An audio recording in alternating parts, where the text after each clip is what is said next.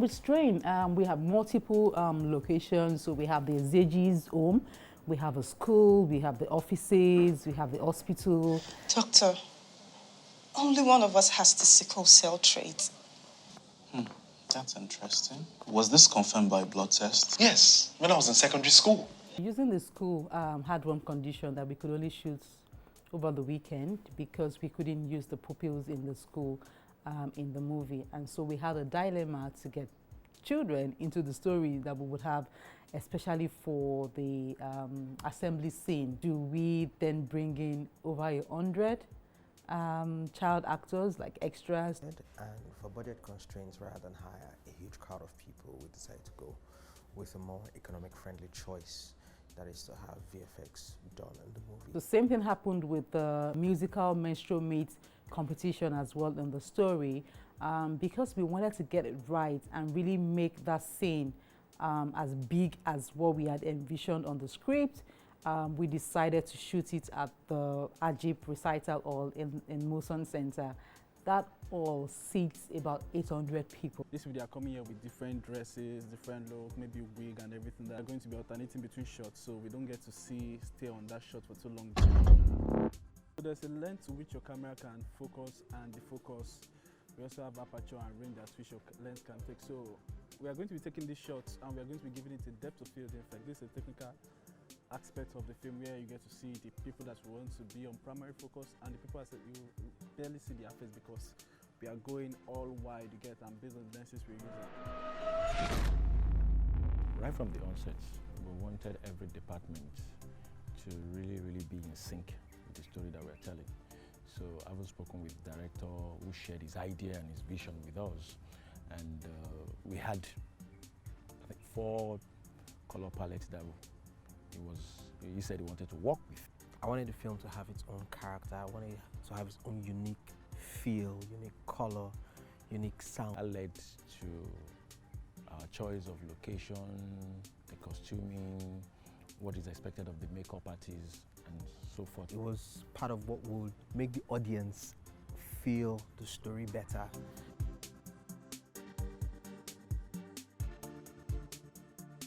For the character of Kene Aten, that's Nifemi Lawal, we realized after we engaged him on this job that he was actually filming on another set.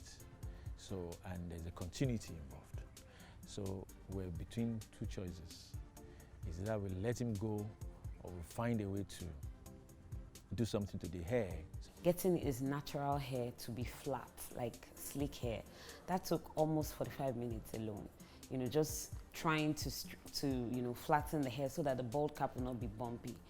Also, the part that I found challenging was trying to get that rough texture of the scalp, because except they took a clipper to his head, he wouldn't have had a, clean, shiny, scalp. So that when it gets to the time that he's going through the chemo procedure, can as well still portray the kind of character that we want. And as is popularly known, chemotherapy, you lose your facial hair, you lose your hair on your head, and you shrink.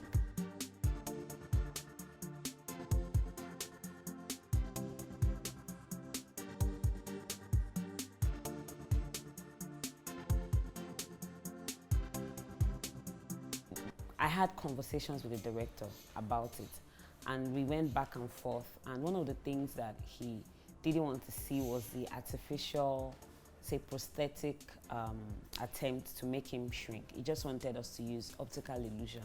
That's just using contour and highlight, say light and shadow, to make him look skinny. So that's how come it looked so gaunt. I was satisfied with the work that she did. I mean, she did her research thoroughly, and coupled also with the fact that we had practicing medical personnel on ground to guide everything that was being done.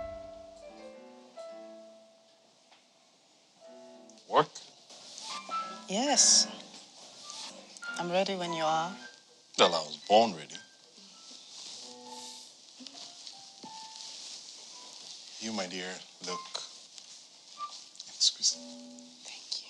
For the costumier, we were looking for somebody that was experienced, and his experience at the game. So we brought in Titi Aloko on board, and I remember that sometimes, sometimes while we're on the set, we had a tailoring department separately.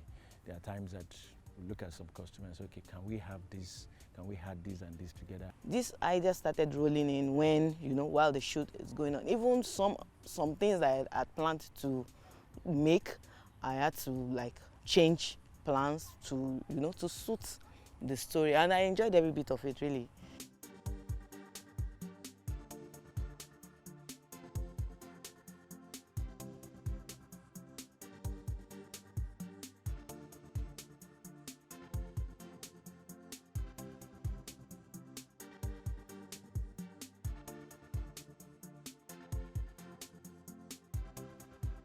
All of these characters have been designed, and I saw them in certain ways. I see Yemi as someone who likes short hairstyles, not the long, wavy, what everybody wears now. She likes short hair. That's her style because she's a very reserved person, and she has this elegance that comes with her, And same thing with Namdi, same thing with the children. So for everybody, I was very deliberate about it, very intentional about it. So for every character, even to the day player. It was quite challenging picking costumes for each character. And I had to work with kids as well. Then there's transition again. These kids, I have to have a transition from a certain period to another period. There's something very peculiar right now in Nigeria. Families tend to do things that makes them identify them as a family, So we can make T-shirts and inscribe our surnames on it or our names on it, and So I wanted that to come across in the film. I wanted it to be very Nigerian and very authentic. So when, as a Nigerian audience, you watch, you're like, oh yeah, I can identify with this. I know this is what we'll do. The family went with their surname Iziji, and the family was Iziji 1, mom was Iziji 2, the firstborn Iziji 3, and all of that. So it was fun. It was fun, and I like the fact that that's what we get to see at the early minutes of the film. So it is established that this is a very happy family that is united.